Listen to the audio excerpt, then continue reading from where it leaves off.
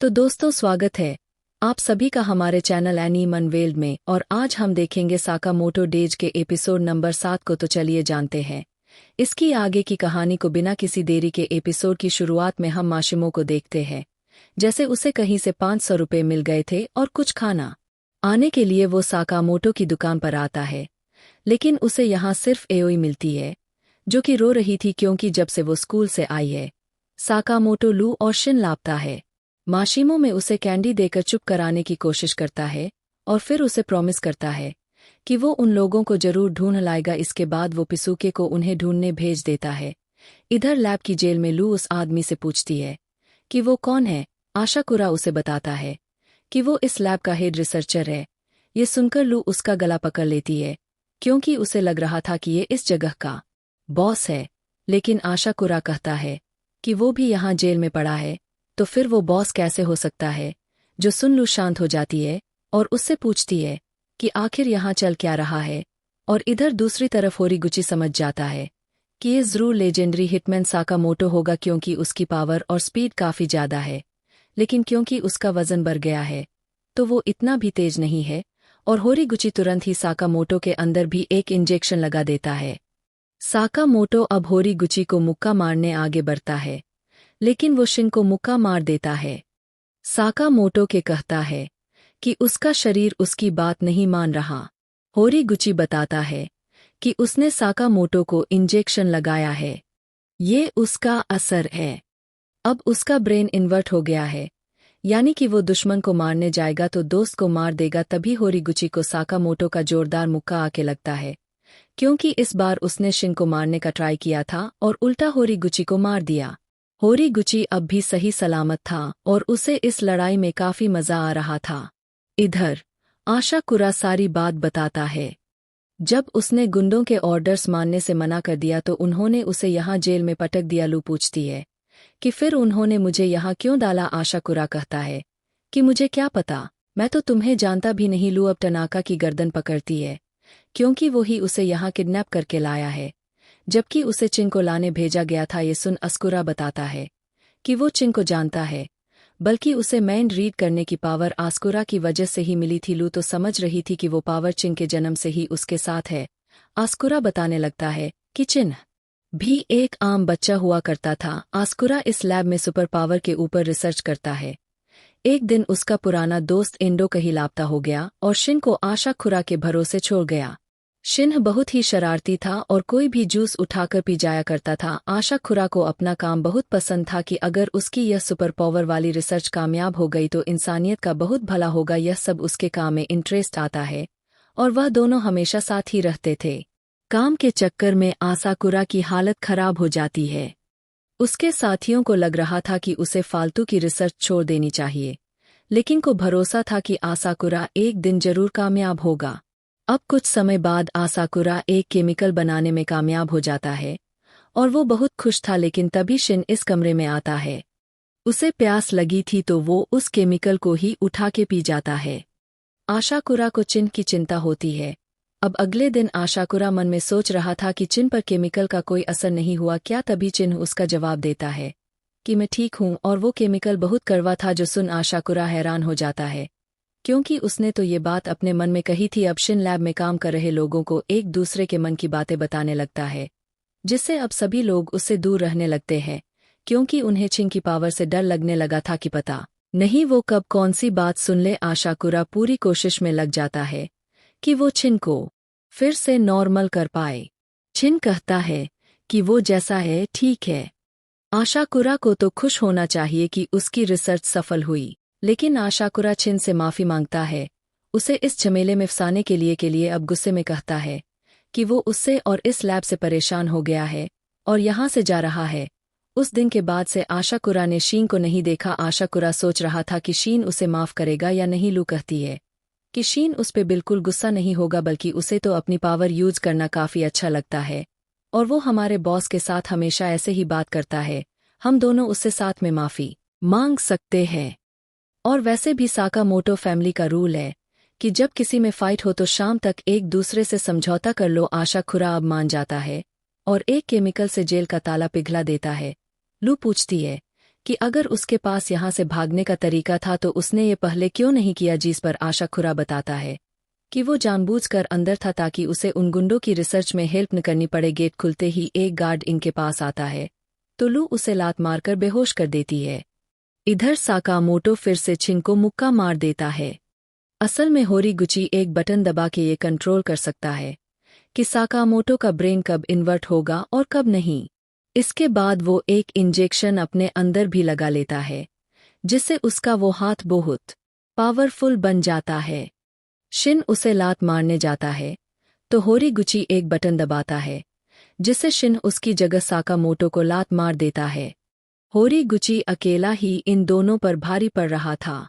होरीगुची ये भी सोचता है कि पता नहीं उनके लीडर को शिन की पावर में क्या इंटरेस्ट है, जबकि उसके हिसाब से तो ये फालतू की पावर है। साकामोटो अब शिन को उठा लेता है और कहता है कि शिन की एबिलिटी फालतू नहीं है और हमें अभी साबित कर देंगे। होरीगुची अपने अंदर ढेर सारे इंजेक्शन लगाकर बहुत बड़ा हो जाता है।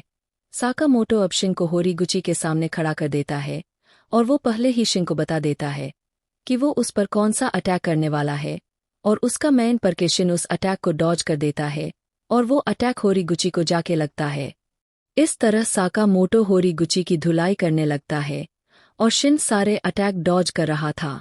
इस तरह होरीगुची की हालत पतली कर उसे हरा देता है, जिसके बाद लैब के लोग शिन और की गर्दन से उस इंजेक्ट किए हुए इलेक्ट्रोड को निकाल देते हैं जिससे वो दोनों नॉर्मल हो जाते हैं। लैब के लोग शिन का शुक्रिया करते हैं और उस समय के लिए माफ़ी भी मांगते हैं। शिन बताता है कि उसे अपनी पावर पसंद है और उसकी लाइफ में सब ठीक चल रहा है। वो अब मिस्टर साकामोटो की दुकान पर काम करता है। इसके बाद शिन साकामोटो से कहता है कि आज उसने लेजेंडरी साकामोटो के पंचेस को डॉज कर दिया तो उसे काफ़ी अच्छा लग रहा है। वैसे मोटा होने की वजह से अब साकामोटो के मुक्के काफ़ी भारी भी हो गए हैं, जो सुन साकामोटो उसे मन में मारने का सोचता है और कहता है कि वजन को बीच में मत लाओ। इसके बाद दोनों लू को छुड़ाने जेल वाले एरिया की तरफ जाने लगते हैं। रास्ते में शिन पूछता है कि आप ऑर्डर के मेंबर हुआ करते थे तो क्या ऑर्डर के सभी लोग आपके जीतने पावरफुल होंगे। साकामोटो कहता है कि शिन के जैसे 10 लोग ऑर्डर के एक मेंबर से भी लड़ेंगे तो 6 सेकंड में ही सभी की बैन बच जाएगी। ये सुन शिन को अच्छा नहीं लगता कि वो कुछ सेकंड भी ऑर्डर के सामने नहीं टिक पाएगा। कहता है कि अगर तुम्हारा कभी भी ऑर्डर से सामना हो तो मरे होने का नाटक कर लेना। अब अचानक ही इनके नीचे एक ट्रैप डोर खुलता है जिसमें साकामोटो गिरता है और दोनों अलग अलग हो जाते हैं। इधर अपने 2 साथी और टाकामीडो के साथ था क्योंकि उसके बाकी गार्ड्स को तो शिशिबा और ओसारागी ने खत्म कर दिया था। वो लोग रैंडेयर से पूछते हैं कि स्लर कहाँ मिलेगा क्योंकि वो उसे ढूंढने ही यहाँ पर आए हैं। रैंडेयर कहता है कि वो किसी स्लर को नहीं जानता। शिशिबा कहता है कि इस लैब को अपने कब्जे में करके तुम लोगों ने वैसे भी जेएए का कानून तोड़ा है और इन्हें अब मरना होगा। तभी ओनिगारा और टाकामीडो शिशिबा के पास पहुंच जाते हैं। ओसारागी पूछती है कि क्या शिशिबा की बातें पूरी हो गई और फिर तुरंत ही वो अपनी बस 100 से ओनिगहरा और टाकामीडो की गर्दन काट देती है। शिशिबा कहता है कि उसका सूट तो खून से सन गया है। अच्छा हुआ उसने आज सस्ता सूट पहना था। अब रोते हुए कहता है कि तुमने कितने सारे मासूम लोगों को मार दिया, इनकी फैमिली और फ्रेंड्स के बारे में भी नहीं सोचा और अब वो उन दोनों को मार देगा। इतना कहकर रैंडेयर अपने हाथ में से ढेर सारे चाकू निकालता है और शिशिबा कहता है कि तुम भी तो लोगों को मारते हो, ये कैसा दोगलापन है। और उसके बाद के बीच में ही रैंडेयर उसकी छाती पर कट लगा देता है और कहता है कि मास्टर के कहने पर वो कुछ भी कर सकता है। तभी शिशिबा एक हथौड़े से उसकी गर्दन घुमा देता है और कहता है कि मतलब तुम सच में स्लर के लिए काम करते हो। इसके बाद दोनों यहाँ से जाने लगते हैं, पर वो देखते हैं कि रेंडियर मरा नहीं था। असल में उसके शरीर के अंजर पंजर पहले से ही ढीले हैं। तभी उसके ऊपर साकामोटो आके गिरता है। साकामोटो इन दोनों से बात करता है और पूछता है कि ऑर्डर में सब कैसे है। शिशिबा कहता है कि ये ओसर आ गई है, ऑर्डर की सबसे नई मेंबर। अब बोलता है कि साकामोटो ही एक अकेला इंसान है जो मास्टर को घायल कर पाया था और इसके लिए वो साकामोटो को मार देगा। और इतना कहकर वो अपने दूसरे हाथ और मुंह में से भी कोई गन निकाल लेता है। वहीं ओसर आ गई तो साकामोटो को टेडी बेयर समझ रही थी। इधर शिन जेल की तरफ भाग रहा था। तभी सेबा गायब होकर उसे मारने की कोशिश करता है। लेकिन शिन अपनी पावर की वजह से बच जाता है। सेबा कहता है कि उसे बस पैसे कमाने से मतलब है और शिन को मारने पर उसे अच्छा खासा बोनस मिलेगा। वो फिर से गायब होकर शिन को मारने जाता है और उसका माइंड पर शिन ये तो समझ रहा था कि वो कहाँ पर है, लेकिन उसे ये पता नहीं चल रहा था कि सहबा कौन सा अटैक करने वाला है और सहबा उसकी पिटाई करने लगता है। दूसरी तरफ साकामोटो पर रैंडेयर हमला कर रहा था और वो सोचता है कि ये आदमी इंसान भी है या रोबोट, क्योंकि उसके शरीर से इतने हथियार निकल रहे थे।